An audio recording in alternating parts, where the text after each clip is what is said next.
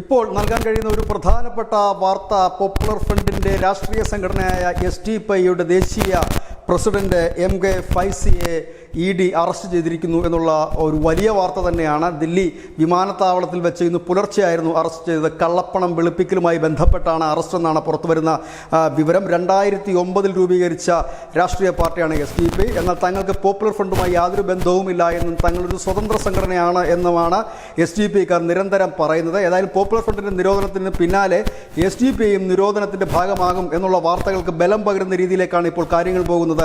കള്ളപ്പണം വെളുപ്പിക്കൽ ഇടപാടുമായിട്ടുള്ള ഒരു അന്വേഷണത്തിലാണ് ED. പോപ്പുലർ ഫ്രണ്ടിനോടനുബന്ധിച്ച് നിൽക്കുന്നവരെയും അവരോടനുബന്ധിച്ച് നിൽക്കുന്ന സംഘടനകളെയും എല്ലാം ഈ അന്വേഷണ പരിധിയിലേക്ക് കേന്ദ്ര അന്വേഷണ ഏജൻസികളായ NIAയും EDയും കൊണ്ടുവന്നിട്ട് നാളുകളേറെയായി. നമുക്കറിയാം, വിദേശ രാജ്യങ്ങളിൽ നിന്നുൾപ്പെടെ ഈ പോപ്പുലർ ഫ്രണ്ടിനും മറ്റും സാമ്പത്തിക സഹായം നൽകിയിട്ടുള്ളവർക്ക് പോലും വലിയ രീതിയിലുള്ള കുരുക്കുകളാണ് ഇപ്പോൾ മുറുകിയിരിക്കുന്നത്. ഇതിൽ പലരും വിദേശത്ത് തന്നെ തുടരുന്ന ഒരു സാഹചര്യം കൂടെ നിലവിലുണ്ട്. അവർക്ക് നാട്ടിലെത്താൻ കഴിയാത്തൊരു സാഹചര്യമുണ്ട്. നാട്ടിലെത്തിക്കഴിഞ്ഞാൽ നേരെ വിമാനത്താവളത്തിൽ നിന്നും EDയോ NIAയോ പൊക്കിക്കൊണ്ടു പോകുന്ന ഒരു സ്ഥിതിയാണ്. അതുകൊണ്ട് തന്നെ പലരും ഇപ്പോഴും ഗൾഫ് രാജ്യങ്ങളിൽ തന്നെ തുടരുന്നതായിട്ടുള്ള വാർത്തകൾക്ക് പിന്നാലെയാണ് ഇപ്പോൾ SDPIയുടെ ദേശീയ നേതാവ്,